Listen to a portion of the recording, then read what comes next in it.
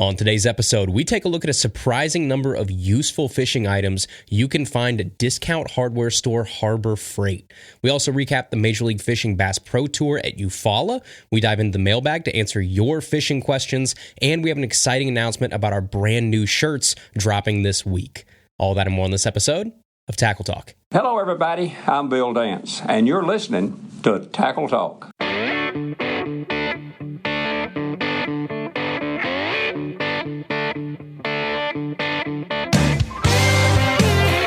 Welcome to the Tackle Talk Podcast, brought to you by American Legacy Fishing and Outdoors. World-class fishing gear, unmatched personal service. Now, here's your host, Andrew Hayes.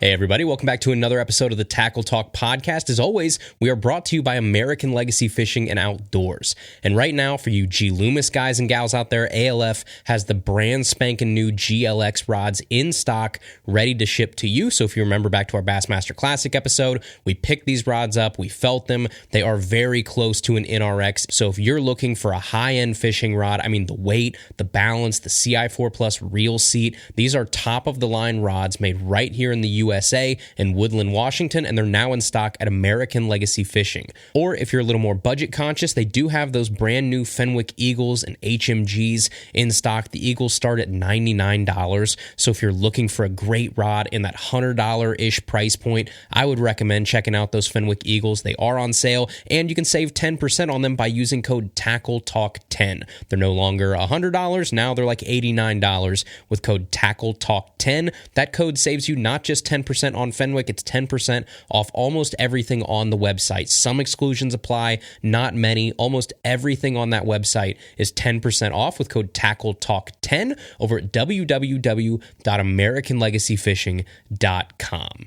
All right, everybody, the first thing here today, I have some very exciting news. We teased this a couple weeks ago, but they are finally in and we are ready to drop them. So we have our very first run of limited edition Tackle Talk t-shirts that will be dropping on the website. So first, what is the shirt? Well, I wanted to make a shirt that was more than just a shirt with our logo on it, something really boring, but I also wanted a clean, simple design for our first shirt. So I went with one of our favorite slogans, something that's kind of taken on a life of its own from this show and people have kind of latched onto and seem to love, and it's Give 'em the Beans. So it's probably our most requested piece of merch out there to date, a Give 'em the Beans t-shirt, so we finally made them. So we have a heather gray 60-40 blend shirt. It's like 60% combed ring spun cotton and 40% polyester. So they have a little bit of stretch to them. They're lightweight. They're super comfortable. They're a little bit more fitted around like the shoulders and the arms. So they fit really well, a whole lot better than just like a regular old, Gildan t-shirt or something like that.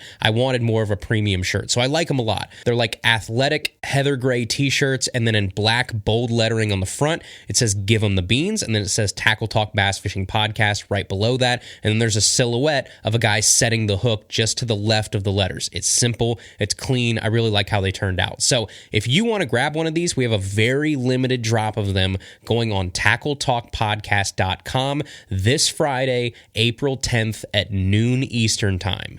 Noon, 12 p.m. Eastern this Friday, April 10th. That means 9 a.m. for you folks on the West Coast, and we have a very limited supply of them. Again, these are shirts that I buy with my own money, and then I ship out from here in my studio. They're not getting drop shipped to you. They're not coming from some third-party website, anything like that. I bought them. They are right here on the floor beside me, and I'm ready to put them up this Friday. So I wanted to give everybody a couple days to listen to this episode to kind of everybody gets a fair shot at them. So Friday, noon Eastern, April 10th. These are going on the website, limited drop, limited sizes. So if you want one, I would recommend grabbing them as fast as you can after they drop. They're going to be shipped right away from here at my house. I've got them packaged. I've got them ready to go. And I'm looking forward to getting these out to you guys. This has been a long time coming. I know we've been kind of hesitant on doing shirts for a long time because of, quality issues, because of sizing issues, but I really wanted to finally give you guys something that you've asked for a long time. So they're going to be up on the website this Friday, April 10th. Give them the Beans t-shirts, noon Eastern, Friday, April 10th, tackletalkpodcast.com. Just click store and it'll take you right to the page where they're at. I also have a very limited number of the classic embroidered navy and white snapbacks back in stock. So I will put those up at the exact same time on Friday, April 10th. So if you want to grab one of those, great. You can tack that onto your order as well. Remember, if you want anything signed or anything, just put it in the little notes when you check out. There's a little spot right before you kind of finalize your order where you can put a note. Just put, hey, can you sign this or whatever you want me to do. Always happy to do that for you guys. But thank you guys so much. We do have, again, medium, large, extra large, and a couple 2XLs that will hit the website of Give 'em the Beans t-shirts this Friday, April 10th at noon. So get excited for that. All right, everybody, really quickly here, we do have some Major League Fishing updates. So Sunday, Major League Fishing wrapped up Stage 4 at Lake Eufaula, which took place from April 30th through May 5th. Now, this is Lake Eufaula in Oklahoma, not Alabama, and it was fun to see an event full of different tactics being used from start to finish. We had guys fishing topwater, we had guys fishing boat docks and slips, we had guys fishing flooded vegetation, we had dirty water, we had rain, we had wind, and it was really a hodgepodge of techniques and a lot more reminiscent of like old school fishing derbies at times, which was fun to watch. So let's jump in here. Your top 10 in reverse order: 10th place Britt Myers, 9th place Martin Villa, 8th place Luke Clausen, 7th Jeff Sprague, 6th place Cole Floyd, 5th place Nick LeBrun, 4th place Randy Howell, 3rd, Skeet Reese, 2nd place, Drew Gill, and 1st place, his long overdue Big Red Trophy, a cool 100 grand, Zach Burge. So let's head over to the Major League Fishing stage for the big moment and some words from Zach. A lot of championship rounds, and his time is coming, and his time is coming right now. Please welcome up. He's going to finish up first as a champion. 46 pounds, 10 ounces, big bass of the day, went 5 pounds and 9 ounces, 17 scoreable bass for Zach Burge. You know, you get a guy like Drew Gill. He's second place behind you. You know he's a hammer. He's already made a couple championship rounds. But, man, you have made a lot of championship rounds since the start of the Bass Pro Tour. And, man, you always knew your time was coming, and, man, today it really shined on you. Yeah, it's about time. I've finished inside the top 10 several times, and, I've been close a ton, and it feels really good to finally end on top, especially with the guys that were behind me today. Yesterday I didn't catch them in the afternoon at all, and I kind of worried about it a little bit. And today I knew that they were going to start coming, at some point, but I got lucky and caught a few this afternoon. And it's never easy to win on what somebody considers your home body of water or your home state. Anthony Gagliardi did it in South Carolina. But you haven't spent a lot of time on this lake. Do you think that actually was a benefit here this week? I'm not real sure. Coming into it, I didn't really think I knew the lake good enough to say it's going to help me win. I've fished here a lot over the years, but not a lot recently. We used to come here a lot and fish for fun when I was still in high school and stuff, and fished a bunch of BFLs and stuff like that, and did decent. But the guys around here that you fish against are solid, so I never really had a chance to win one of those either. But if anything, I think it just helped me make some decisions throughout the week that were ultimately the right decision. I tried to fish in here the first day, and I caught enough to do all right, to set myself up decent. The second day, I ran down to the bottom end of the lake, fished all new stuff, and I was just fishing what was in front of me. I caught some bedfish that I just saw going by them. And I went back down there yesterday, but it was about the same weight, but it was tougher. Seemed like there was more boats through there, I guess because of both groups combined. And I really didn't think I had a shot at it today if I went down there to win. But I didn't really know where else to go to win. And as I was idling out this morning, I rounded this corner. So I'm going to go down and work on those two bedfish that I saw, catch them real quick, and then just fish what's in front of me after that, whatever feels right. And as I was just about past the break wall, I looked over to the left, and I thought, I'm right here. I've got to just go to this corner and start again. And I pulled up over there, sat for what seemed like a whole day waiting to start fishing. And, I started catching them pretty quick. And I just kept fishing and kept catching them, kept fishing. And I came back here to the back, and, it was all new. I fished through there first day, but didn't get any bites. The water was still dirty, and it was a foot higher. It wasn't right. I didn't feel like the fish were up in there yet. Today it's much cleaner, and it just, everything worked out perfect back there, and I got plenty of bites. I did lose a few, but I still caught enough. Last question. Are you ready? Sure. Ladies and gentlemen, he's going to walk over and grab this trophy. The Millertech Stage 4 Lake Eufaula, presented by Redcon 1. Let's hear it for Zach Bird! So there you go. Congratulations to Zach Burge. Congratulations to Drew Gill for a heck of a second place finish. Good to see Skeet Reese back in the top 3 of these tournaments.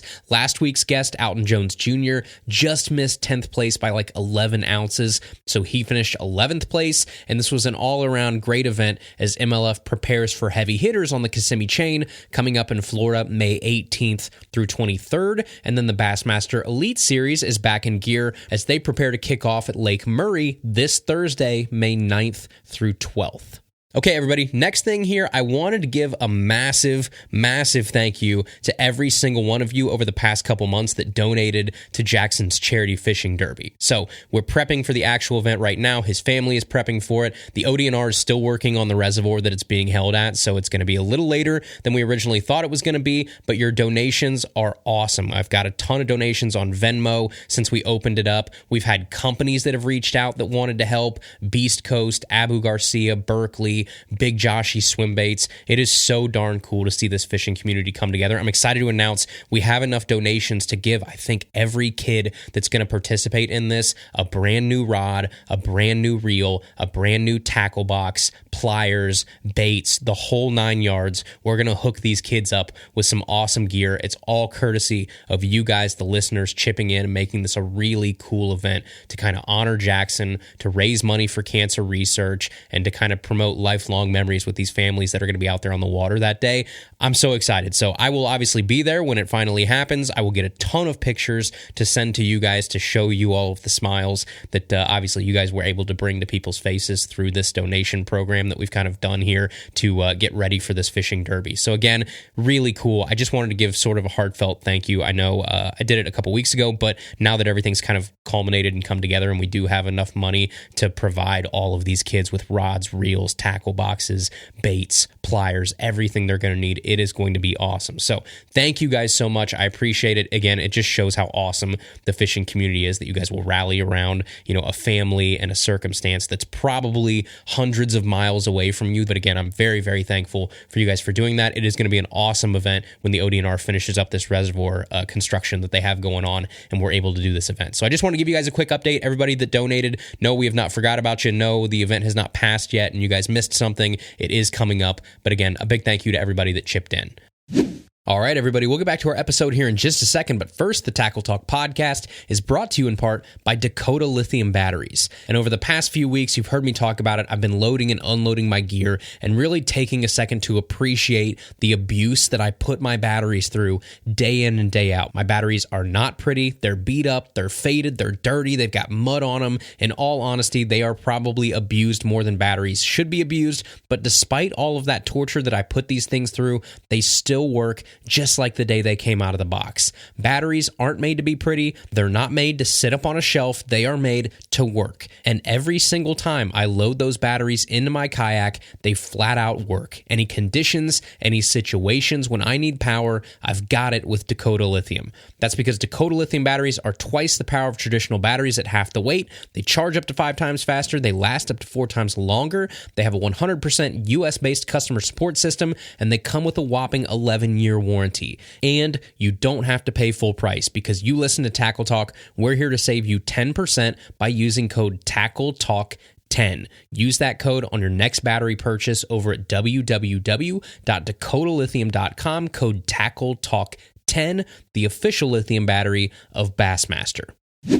All right, everybody, next up here on today's show, we're going to take a little bit of a left turn and we're going to do something we don't normally do. And we're going to talk about some surprisingly good fishing gear and some items that you can get from a very unexpected store. So we've done this with Amazon before. We've done it with Temu, some other, websites and stores and things like that. But today, I think we have one that's even more off the wall than normal. Something that you may not think of when you think of fishing gear, but I'm here to tell you and kind of make the case that you should at least give this store a try for certain things, and that store is Harbor Freight.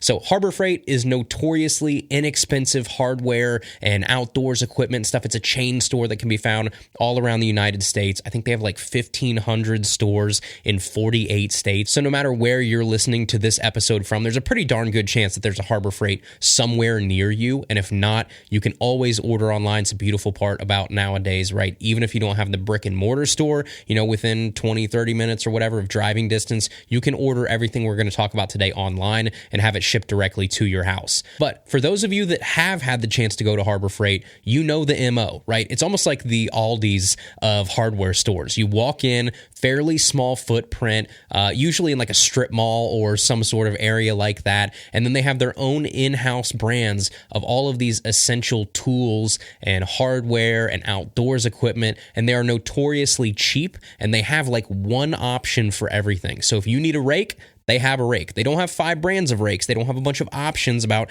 different rake heads and things like that. They just have a rake, and you can buy a rake from Harbor Freight and it's like $5. It's that kind of store. Well, over the years, I've bought quite a bit of stuff at Harbor Freight, and I've ended up, kind of using some of those things to play a fairly big role in my daily fishing and, DIY projects and things like that. So as I was walking down the aisles the other day to get something different for a different project at home, I went and got a belt sander. I was walking around, I was like, you know what, we should do an episode on Harbor Freight because, again, we like doing these things where we can show you these inexpensive items and these substitute kind of items where you don't have to pay high dollar for all of this stuff. Everybody out there is trying to tell you you need a $700 rod and a $500 reel and $50 line and all kinds of stuff. Sometimes it's nice just to take a step back and say, you know what, you don't have to spend a ton of money to get the gear that you need to be successful out there on the water. Sometimes it's in the most unexpected places like Harbor Freight. So today we're going to have an episode where hopefully we end up saving you quite a bit of money. So the first thing that we're going to talk about here today from Harbor Freight in terms of top fishing deals that you can find there is pliers. Everybody needs pliers. I don't care what kind of fishing you do, whether you fish for, panfish or muskie, whether you fish in saltwater or freshwater, whether you're in the north or south, it doesn't matter. You need pliers. And if you go to somewhere like Home Depot, the absolute cheapest set of needle nose pliers that I could find at my Home Depot the other day was $11.11. That was for like your standard, Stanley 5-inch needle nose pliers. Well, at Harbor Freight, a pair of 5 3/4 inch, so like 3/4 inch longer than the ones that I found at Home Depot, regular needle nose pliers is $2.99. So you're talking $3 versus $11. And to me, that is not a hard decision to make, right? So, and that's not even counting like, if you go and you actually, shop at a real fishing brand and you buy pliers, my goodness, you go to like Rapala, Cabela's, places like that, they're going to charge you $15, $20, $30 for a set of pliers. That, let's be honest, right? I'm going to drop in the water or I'm going to lose or misplace at some point down the road. So I don't need my pliers to last me like 30 years and be, industrial grade, rust proof, crazy stuff. No, I need a set of pliers that I can get a fish unhooked with and I can bend some hooks and bend some wires. That's it. And I would bet a lot of you listening are probably in that same boat that I am. So $2.99 for a set of 5 3/4 inch needle nose pliers, true needle nose pliers too, with like the rounded ends at the top, making it a whole lot easier to bend wire, is our first top fishing deal from Harbor Freight. All right, the next thing we're going to talk about here is going to be storage, and it's a universal conundrum that all of us anglers face, and I'm going to be honest with you, I have yet to find a better store with more inexpensive storage options than Harbor Freight. So let's start with like big storage, like your garage or your workshop or things like that. And I'll be honest here, I am not going to be, a poser and tell you that I am super organized and I should be someone that you listen to about organization, because I'm not. I am terrible at organizing my tackle. If you're an OG listener of this show, you know that. I've admitted it many times in various circumstances. I am very unorganized. So I'm not going to sit here and lie to you guys and tell you that I should be any sort of authority on organization and storage, but I have bought a ton of gear at Harbor Freight that does come in handy on those rainy days when I do decide to kind of clean up my tackle and get myself under control a little bit. So the first one, and one of my sneaky favorites from Harbor Freight, is their Storehouse clear stacking bins. These bins are 12 3/4 inch long by 8 1/4 inch wide, and they sit about 6 inches tall from bottom to top. And they're rated for like 15 pounds of weight. They're clear plastic, and the big one here, they stack on top of each other. So to help you guys visualize these, they are like basically clear, big plastic rectangle bins with the top completely open, and then one of the smaller sides has access to it as well. So it's not completely walled off on all 4 sides. It's kind of walled off on 3 sides and open at the front, and that way you can access the inside even if they're stacked on top of each other. So what I do with these is I put them on the floor or I put them on a shelf in my garage, and I stack them, 3, 4, 5, 6 boxes high, and I keep soft plastics in them. So this is one thing that's done really well for me, just in terms of trying to separate all of my gear and keep them somewhat organized without being like super anal about it. It's just making sure that I know where my craws are, where my worms are, things like that. So that's what I've done. I basically stacked these plastic bins on top of each other, and then one bin will be craws, one bin will be creature baits, one bin will be Ned rigs, one bin will be, big worms, that kind of stuff. And that way I can put those bags of soft plastics in there, and then on that one side I can just kind of thumb through to find what I need and grab it. It's almost like a filing cabinet sort of deal there. So the only thing I'm going to say is I wish they were like an inch wider, because really, really big soft plastic packaging, especially ones with like hard clamshell stuff in it. So think like Rapala, the new Crush City, Rage Tail, things like that. Some of those do have a hard time fitting nice and, like front facing ways while standing up, so you can kind of thumb through them or, go boom, boom, boom, boom, boom, and look through them one by one. So for those big packages, you do just kind of have to lay them flat in there and then leave them like face up. It's still fine. You can still get plenty of them in one of those boxes. It's just a little harder to thumb through them to find what you want really quickly. But for just storing bags of soft plastics or even hard baits that are still in the box, maybe you have a bunch of baits like extra baits, like crankbaits and stuff like that. These stackable bins are awesome. So the best part of them, they are $3.99 each. So you can customize your system by stacking as many of them or as few of them as you want. You can buy a ton of them without breaking the bank. I mean, you can buy like 10 or 15 of these bins for the price of one Plano Edge box. So they're great, budget-friendly options for you guys and girls out there that want something to organize your garage or your workshop, or just kind of get your tackle at least a little bit under control. All right, the next thing we're going to talk about here that Harbor Freight has might surprise you, and it's tackle boxes. Now, no, they're not labeled tackle boxes, but they are the flat, clear storage bins that we as anglers call tackle boxes, like a Plano, 3600 style tackle tray, those kind of things with the compartments inside that you can customize, the latches on the sides. They have those at Harbor Freight. So they've got one called the Storehouse large water resistant storage container that is just a little bit bigger than a Plano 3600 box, but it is just like those premium boxes. It's one of the ones that has kind of like the watertight seal on it, so that rubber gasket that keeps water out, and then it has 3 heavy-duty latches on the sides, and then fully customizable compartments inside that you can make up to 24 adjustable compartments. So that box is $7.99. They have that, again, you're thinking like more of your upscale Plano boxes, not just the plain ones that,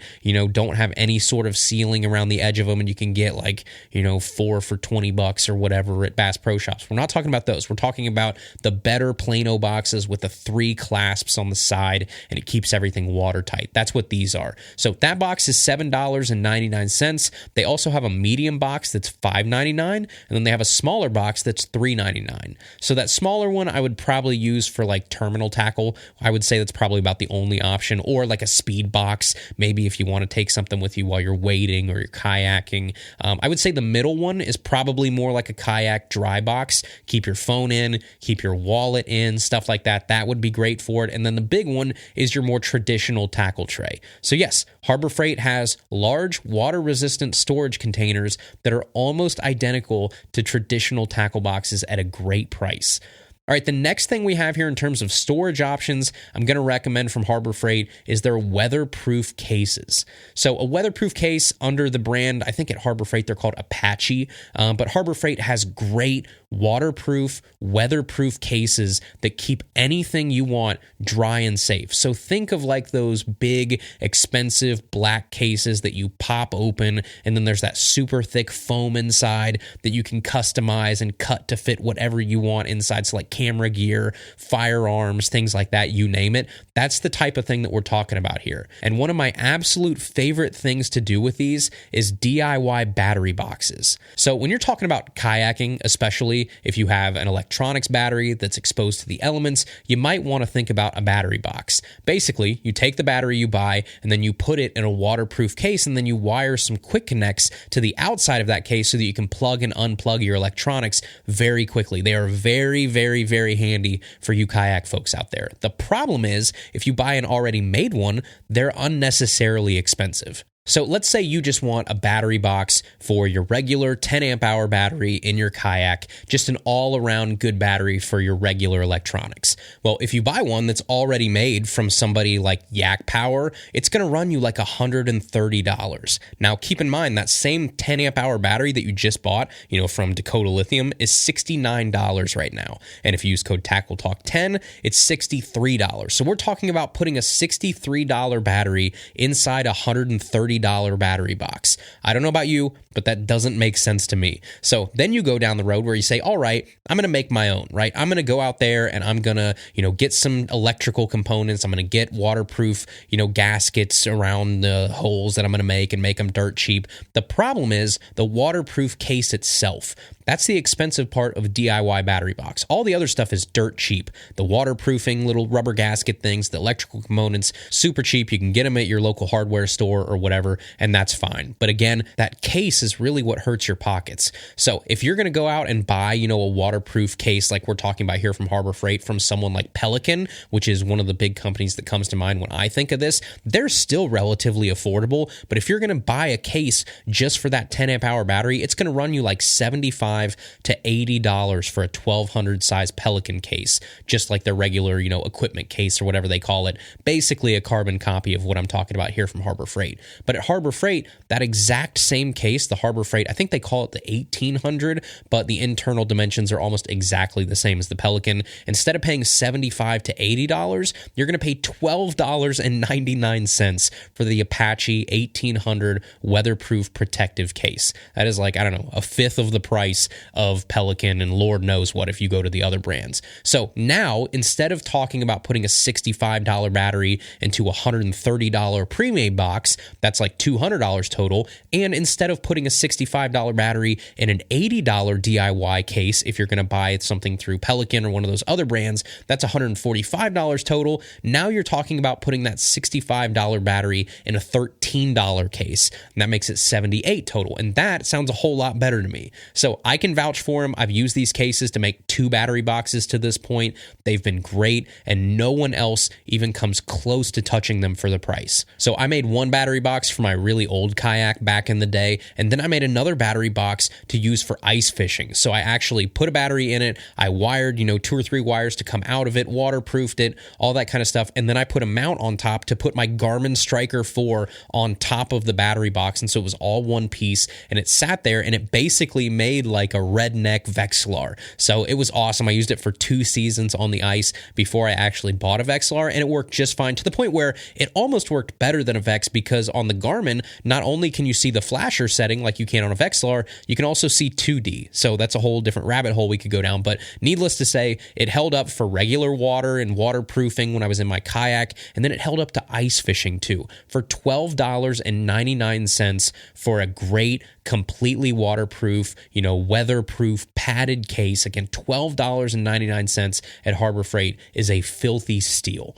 Okay, the next thing here we're going to talk about for you DIYers out there is one of the best things I ever did when I started getting into the kayak world was building my own wheel systems. And so I went through, like back when I had my feel-free lure, I actually built a custom wheel system to go through the wheel and the keel hole that it has already in the back of it. And so I made it with like, some nuts, some bolts, a metal bar, some PVC, and then 2 tires. The whole thing, super cheap to make, except the tires. And I was floored when I went to make that back in the day, and I went to Home Depot and I just wanted to buy 2 little rubber tires. That's all I wanted to do, little 8 to 10 inch wheels or whatever they were, and it was $28 a piece. So I paid $56 for 2 little tires to make my own kayak cart instead of paying, like $100 and just buying one that was already made. I didn't end up saving that much money because of the darn wheels. Well, anyway, when I was making that kayak cart, about a year later, I would say probably, my dad bought the same kayak and then went about trying to make the same wheel system. And so I sent him how I did it. I showed him, all the little components and everything. And then, when he went to buy all the stuff, he actually found tires at Harbor Freight. And he calls me and he goes, "Hey, how much did you pay for those tires when you made that wheel kit?" I was like, "I don't know. I paid like $28 a piece or something like that." He's like, "Well, for future reference, Harbor Freight has 10-inch wheels, basically the exact same wheels that you just bought at Home Depot, but these ones are $8.99. And I was beside myself because I just paid $28, $29 for wheels when I could have bought them for $8.99. I didn't even think to check Harbor Freight for wheels. And actually, before I even started recording this episode, I went and looked them up just to make sure they still had them. Not only do they still have them, those same tires are $6.99 right now. They're on sale through June 6th. So very nice, treaded 10-inch pneumatic tires with a black hub for $6.99. Again, it's a steal. And I have 2 of them now because my dad bought me 2 the next time he went there. I was like, "Hey, pick me up a couple of those so I never have to buy them from Home Depot again." So I do have the ones from Harbor Freight now. And I will tell you, not only are they cheaper, they stay inflated better than my Home Depot ones did. So take that for what you will, but I can vouch for the quality at least, especially for whatever they are right now, $6.99. Stupid deal at Harbor Freight if you're looking to make a DIY kayak cart. I would say, get the other pieces wherever you want, PVC, all that kind of stuff, buy it wherever. The wheels, I implore you, check Harbor Freight first so you don't have to pay $28 each. You can pay $7 each.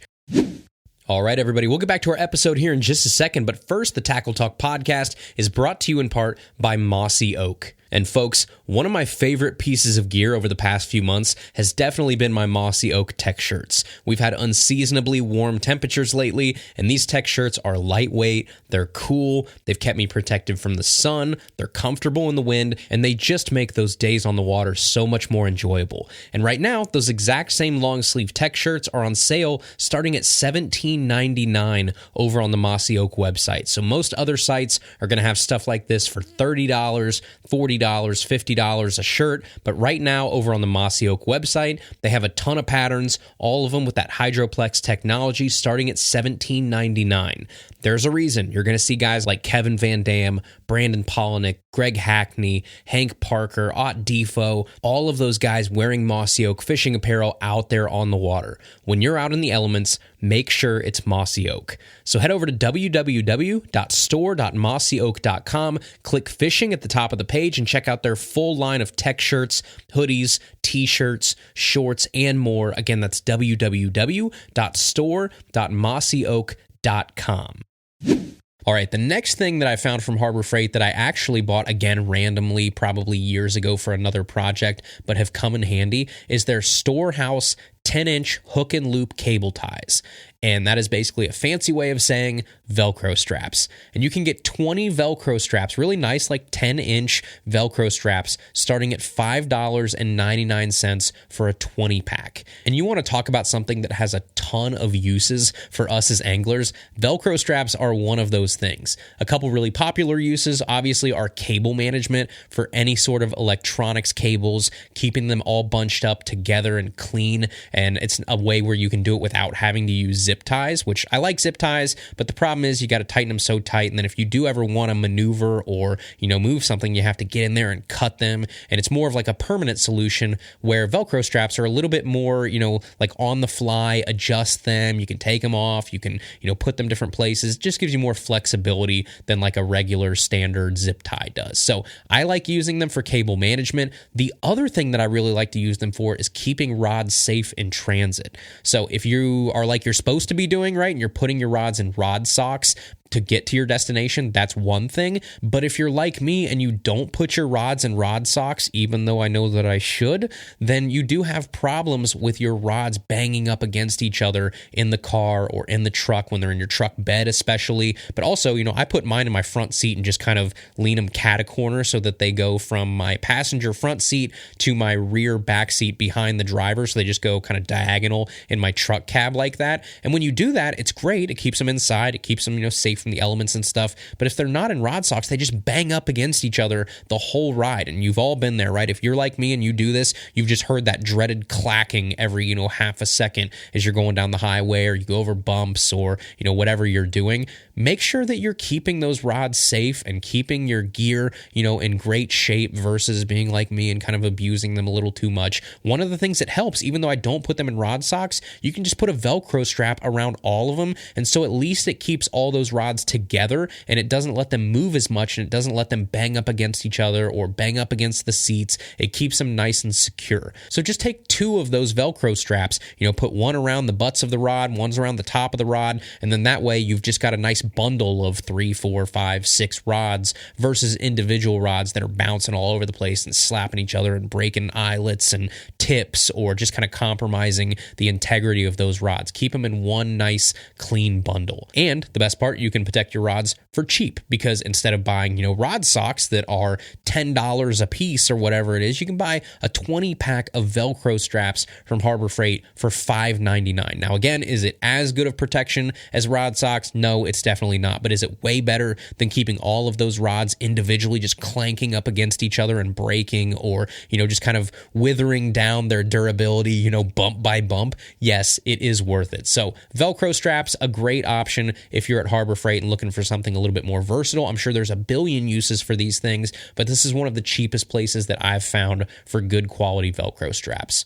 All right, another thing that Harbor Freight has that is great, if you are a pegboard guy or gal out there and you like hanging your baits on pegboards while they're still in the package or, your packs of soft plastics or whatever it is, Harbor Freight is an amazing place to buy pegboard hooks and the hangers and, the long pieces that you can put your gear on the pegboard. When I went and I built my pegboard thing like probably 2 years ago, I was real excited. I bought the whole thing, all the pieces to make my pegboard. I hung it out in the garage. It was great. And then it came time to buy the hardware. And I was like, oh my God, like the hardware on these things can get kind of expensive.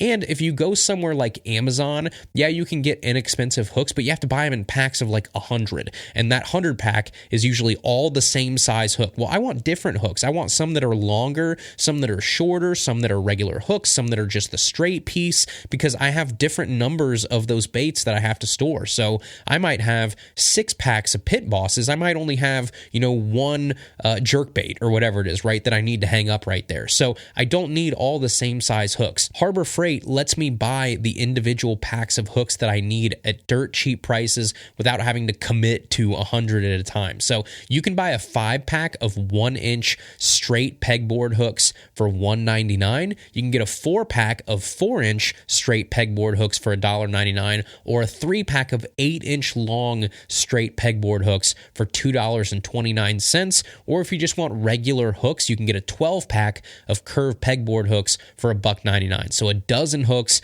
$1.99. Great deal, great price. They're great quality. Again, pegboard hooks, you're not hanging anything that's 10,000 pounds by these things. You're hanging baits. So they don't even need to be the best quality. They just need to kind of work and fit in your pegboard. These do that just fine. So again, look at Harbor Freight if you want to buy, smaller numbers of different sizes so that you can customize it and buy the sizes that you actually need and not be stuck with, 500 extra pieces and you paid $80 for 4 different packs of 100 and you didn't need that. Look somewhere like Harbor Freight for that. And then there's so many more things that we could talk about here that I don't have time to touch on. I wish I did, but then this would turn into a 3-hour episode. They have ammo boxes, which are great for DIY projects. They have ratchet straps that are like 4 for $10. They probably have the cheapest headlamps that I've ever seen in my life. If you want just a little inexpensive headlamp for night fishing, they have an LED one that had like a twist to focus action to it. It was like 50 lumens, I think, and it was $2.49. They also had 75 feet of diamond braid rope for anchors or anything else you could need paracord for $5. If you want to get super crazy, they have a $99 440-pound electric hoist with a remote. You could use it if you wanted to like raise or lower your kayak from the ceiling. If you want to do that instead of, struggling and pulling really hard to get your kayak up at the end of the night, you could purchase something like that depending on how your lift is. But at the end of the day, Harbor Freight really is like a DIY person's paradise. If you walk in with an open mind and you like to get creative, I really think you're going to find somewhere like Harbor Freight is just full of untapped, potential, and it's a gold mine for us as anglers if you like that kind of stuff. So is it the highest quality gear? No, it's not. I wouldn't buy my power tools from Harbor Freight if I was a contractor. If I'm abusing my gear for 12 hours a day, every day, day in and day out for years, no, I probably wouldn't buy a lot of stuff from Harbor Freight. But for us normal people, if you're just doing normal tasks with things, Harbor Freight is great.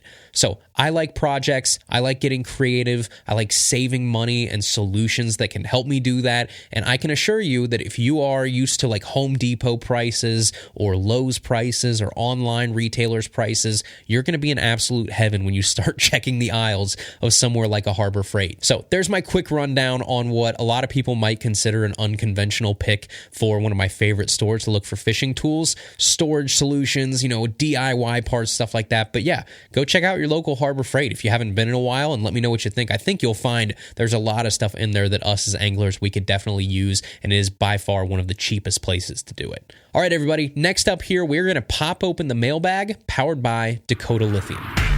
This is the Tackle Talk Podcast mailbag, powered by Dakota Lithium Batteries. Adventure awaits at dakotalithium.com. All right, everybody, the first question here in the mailbag today, powered by Dakota Lithium, is from Ben Cole. And he says, "Hi, Andrew. Thank you for all of your effort you put into these podcasts. The content and delivery is first class. I always look forward to my Tuesday commute thanks to the podcast. My question, I live in southeast Washington State near the delta of two very deep, slow-moving rivers. I have a hard time locating structure and, in turn, bass. There are very few docks, and being in the desert, I haven't found many laydowns either. I recently purchased a boat equipped with a Garmin 93 SV, and it has helped me some utilizing the side view to find structure. I have heard you say that you use Google Earth to do research on bodies of water, but I'm unaware what to look for. I usually take either a 2-year-old or a 5-year-old with me, so I'm limited on how long I can be on the water by their attention spans and the number of snacks that I provide. Doing as much legwork as possible from my desk at work to save time graphing on the water is what I'm after here. Thanks again, Ben."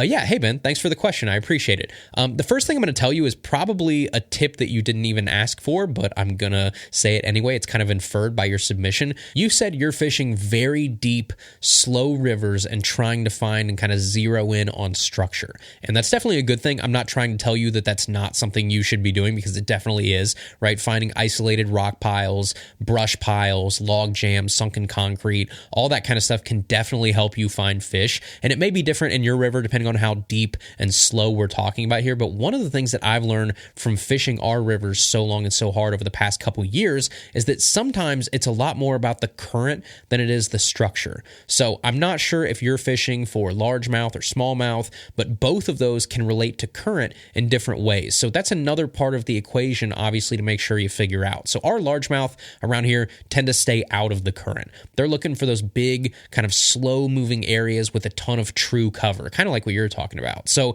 meanwhile, if I'm looking for smallmouth, at least around here, are a little bit more nomadic, and they're a lot more about the current level, direction, ambush points, that kind of stuff related to the current than the actual structure or cover. So around here, smallmouth love an area where there's really heavy current nearby, but they can sit in a spot that lets them exert less effort while still being in that area where they can kind of shoot out and feed if prey comes by. So that could be something as simple as like a small rock sitting on the bottom that breaks up the current just a little bit where they can sit behind it and that rock kind of blocks for them.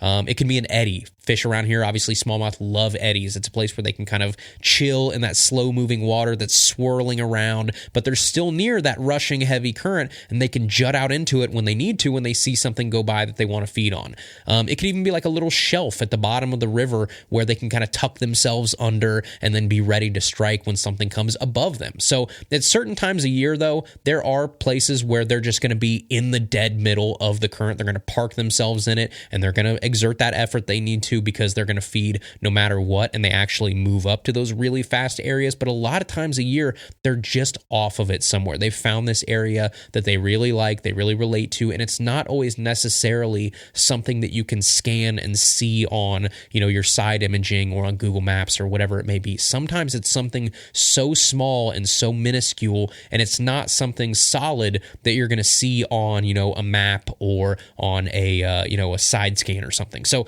just keep that in mind too. Sometimes the current itself plays just as big a part, if not more of a part, in a river setting. But your original question about scouting from home can definitely help with too. So for me, I use regular old Google Maps. I don't use Google Earth or anything like that. I just use the satellite mode on Google Maps to scout my spots. And then I also look for like a Navionics map or something like that. If I'm fishing a big enough body of water that's going to have a topographical map, Navionics is great. If you log online, you can get a lot of maps for free. And then this is really nerdy, but I'll do this sometimes, especially on lakes. So if your river is big enough, you might have a topo map of that river too that you could kind of do this with. I will take the like Google Maps satellite view and then the Navionics map, and I'll stack them on top of each other in a program like Photoshop or something, and then I'll bump down the transparency of one of those layers so that I can see both of them at the same time. It's kind of like putting a piece of paper on top of another drawing and then a light under it so that you can obviously see both and you can trace it or something. That's what I like to do.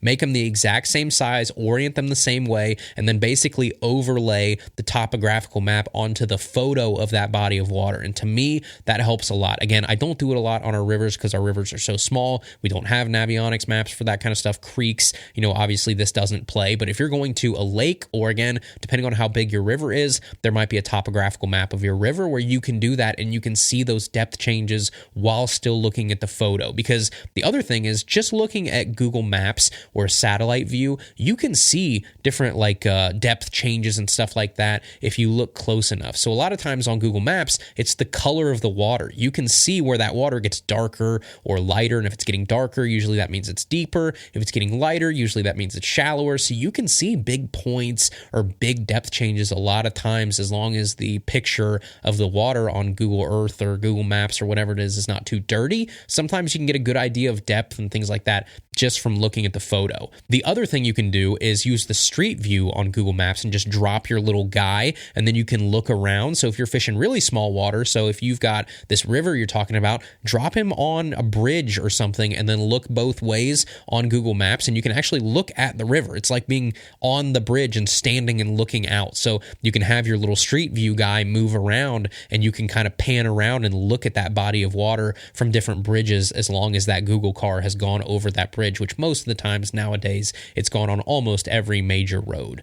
So you can do that. There's also other guys that will say, you know what, I don't really use Google Maps, I use Google Earth. Alton Jones Jr. last week was talking about that, right? That he has, I think he called it Google Earth Pro, which I think you have to pay for, but on Google Earth Pro, I think you can roll back the date and you can look at that body of water at different times of the year, over different years, so you can see the different changes that water and the water level and the water color and clarity and, the surrounding things and trees and all that kind of stuff, how those change, season by season, year after year. So I think that helps a lot of times with guys too. You can roll back that and you can look at what that river looks like right now last year. And so that would help you a little bit more than looking at a photo of it in, the dead of summer or the dead of winter. So I hope that kind of helps a little bit. You can do a lot of damage on these places just by scouting from your couch nowadays, as long as you're using your topographical maps, your images from satellite views, or even something like Google Earth or Google Earth Pro.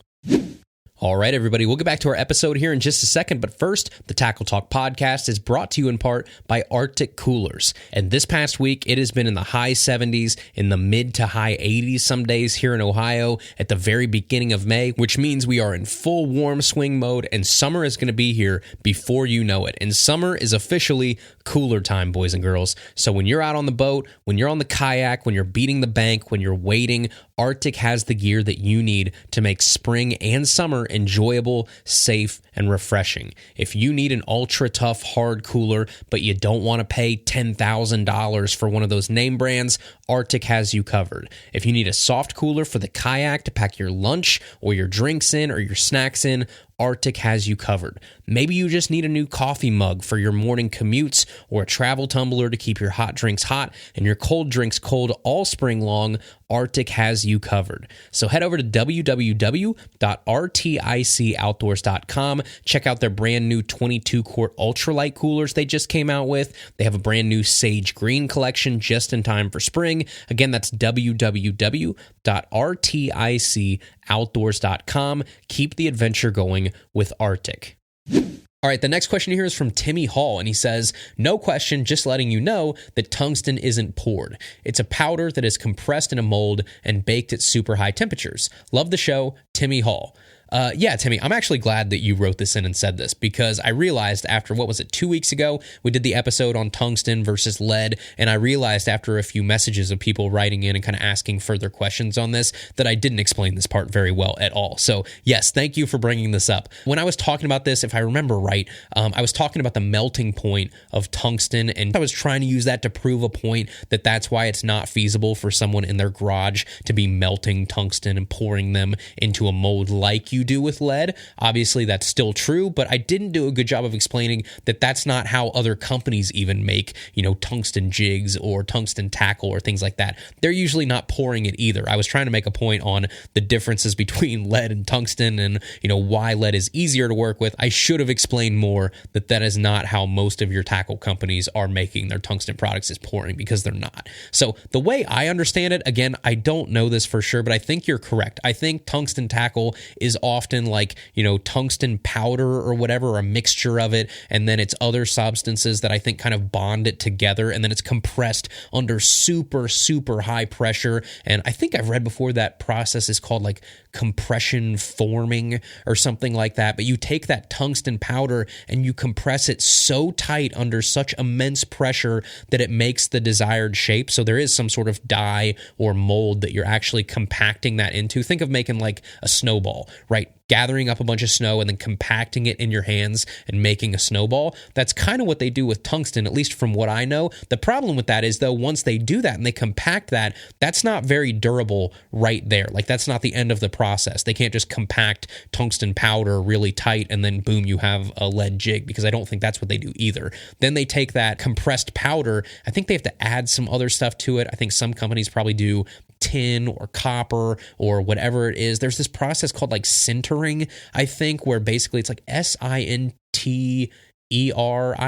something like that, where basically you add other components to that, other metals or whatever that have a lower melting point, so that when you heat the whole thing up, then those lower melting point metals melt first, and then they kind of make the whole thing stay together after the whole thing's done. Again, I don't know the whole process, but something along those lines, sintering or something like that, look that up. But either way, I'm definitely not an expert on that kind of stuff, but Timmy, you are correct. From what I know about making tungsten tackle, which again is not very much, the process is more using tungsten powder and then getting it to that final shape, and then doing some baking or adding pieces or something, and then melting it again, and then you have your tungsten jigs. So most of those are not pure tungsten. There's some other stuff added in there, at least 1%, 2% of some other metals. Again, not an expert here, but that's how I understand it, I think, and how a lot of these products end up being made. So yeah, thank you for bringing that up. I appreciate it. I was trying to make, an A versus B comparison, which makes sense on the melting point, does not make sense in terms of not explaining that is not what companies are doing as well. So yes,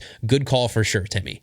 All right, the next question here is from Dean Ball, and he says, hey, Andrew, I got the hat and stickers I ordered. Thank you so much for signing the hat and for all the extra stuff. I really appreciate it. I've been listening to all the podcasts now, and I'm going back and listening to some of the older ones. I'm having a lot of fun with that. Your episode on how to set up a baitcaster has changed my fishing experience. I've used baitcasters for a long time without really knowing how to use them too much. Thanks again. As always, tight lines, Dean Ball. Thanks, Dean. Really appreciate it. Glad the gear got there safe and sound. Thank you. Look forward to seeing you rock the hat. Yeah, it's probably a good point, right? If anybody out there is listening and they're struggling with their first baitcaster, I would recommend you go back and listen to that episode. It was from May 4th, 2021, and it was just called Setting Up Your Baitcaster. And I really tried to make that process as simple as possible on like how to set your brakes and your tension knob for beginners and kind of reduce backlash and try and get somebody to the point where they feel a little bit more confident with their baitcaster. So the really quick version of that, like the Cliff's Notes version, turn your brakes up all the way, tighten your tension knob all the way, and then when those things are completely tight, tie on the lure you want to use, let that lure dangle about an inch or two from the tip of the rod, and then click the thumb bar, and then slowly loosen the tension knob until that lure just barely starts to fall. On its own, no thumb, no nothing, just very, very, very slowly starts to fall, like painfully slow. And then, reel so your thumb bar engages again, and then use those settings to start out. And at least that way, you're not going to get the farthest cast in the world, but you shouldn't be backlashing very easy because you've got your tension and your brakes up so high. And that's a great setting to start learning bait casters and kind of start your journey there. There's a ton more in that episode about, when to back off the brakes and kind of wean yourself off and use your thumb and that kind of stuff. But yeah, I recommend listening to that. If you're listening to this episode and you're starting down the bait caster route, you're struggling a little bit, you're backlashing a lot, go back to that episode. It was May 4th, 2021, so about 2-3 years ago from now. And yeah, go back and listen to that. It's a great episode for beginners out there in the bait casting world. Thanks, Dean. All right, and the last question here is from Benjamin Eubank, and he says, Mr. Hayes, I started listening to the podcast a couple months ago, and I've been absolutely loving it, and I've tuned in every week. I, like most people who listen to this podcast, am obsessed with fishing and fish every chance I get. I love bass fishing, but lately I've been trying my hardest to catch pike with no luck. I know this is a bass-centered podcast, but I assume you still know a good amount about pike fishing. Do you have any tips for locations, lures, or ways to fish for pike? I really want to catch one, and I probably sound like a noob because pike are supposedly easy to catch for beginners, but I still have problems catching pike. I've caught absolutely no pike. Usually, my only bites I get are from small 10-inch bass that are thickly scattered across the lake that I fish in. I'm in Indiana, and I know there are pike in this lake. I just can't catch them. Thanks, Benjamin. Yeah, first off, I'm going to say this. Don't take this the wrong way, Benjamin, but I absolutely hate pike. I hate them. I guess if you're fishing for trophy pike somewhere, then maybe it's cool, but I hate pike most of the time. I think they're gross. I think they're stinky. They're mean. They take your lures. They cut up your fingers. That smell just lingers right on your hands and your boat and your kayak. They're like catfish to me, right? I would rather almost catch nothing all day than catch a pike or a catfish most days. But rather than give you like the age-old, well, if you're trying to catch, pike or muskie, just go bass fishing, right? Because that's what most, especially old guys, are going to tell you. Because a lot of people go out and fish for bass and catch a bunch of pike or something like that on accident. So a lot of times people just say, go out and bass fish and you'll end up catching some pike. But I'm actually going to hopefully try and give you some real tips here if you want to go target pike. My first thing would be, this is not going to help you catch more pike, but it's going to help you land the pike that you do catch, hopefully, eventually, is I would look at using a leader. If you're specifically targeting pike, I would definitely use a leader because if not, you're going to lose a ton of lures. Sharp teeth and straight braid or sharp teeth and light fluoro are a recipe for disaster and broken wallets. So I use a steel leader a lot of times when I'm musky fishing. I would think the same thing would apply for pike. If you're truly targeting pike, that's a great way to make sure when you do eventually hook one that you do get it to the boat. The next thing I would probably say is I would use blades of some sort, bladed lures. Pike, from my accidental experiences catching pike, seem to love flash. I've caught more pike on spinner baits and chatter baits and underspins and things like that than any other type of lure. So they like that big flash of a giant Mepps inline spinner, things like that. That's why you see, in the musky world, big double 8s and double 10s, big double Colorado blades work so well. It's that flash, that vibration of those two big blades playing off of each other that really seems to get them going. The other thing that I'll say about Pike and Muskie too seems to be that they like bright colors. So I don't know what it is. When you look at muskie lures, the most ridiculous looking baits in the world are the ones that sell for like the most money. You've got neon colors, bright, obnoxious blades, and those type of things seem to work. So big leaders, big blades, bright colors seem to be the move in like the eSox world of Pike and Muskie. So there you go. I hope that helps. I hope you do land your first Pike. I hope it's everything you ever dreamed of, and I hope you're not like me and you catch them and you're like, why did I spend all this time targeting this? I don't really like this fish. All right, everybody, that is today's episode. Thank you guys so much for listening. I appreciate each and every one of you. Remember, this Friday at noon Eastern, 9 a.m. West Coast time, we're going to drop the very first Tackle Talk podcast shirts. Very limited number. Give them the bean shirts. Great clean logo, a really nice comfortable t-shirt. We have different sizes. They're probably going to go fast. So set your alarms this Friday at noon Eastern. So April 10th, www.tackletalkpodcast.com. Click store. It'll take you right there. And then I will ship those orders out immediately after your order is placed. Other than that, keep up with us on the web, tackletalkpodcast.com. Find us on Instagram or Facebook at Tackle Talk Podcast. And we'll see you right back here next Tuesday for another brand new episode of Tackle Talk.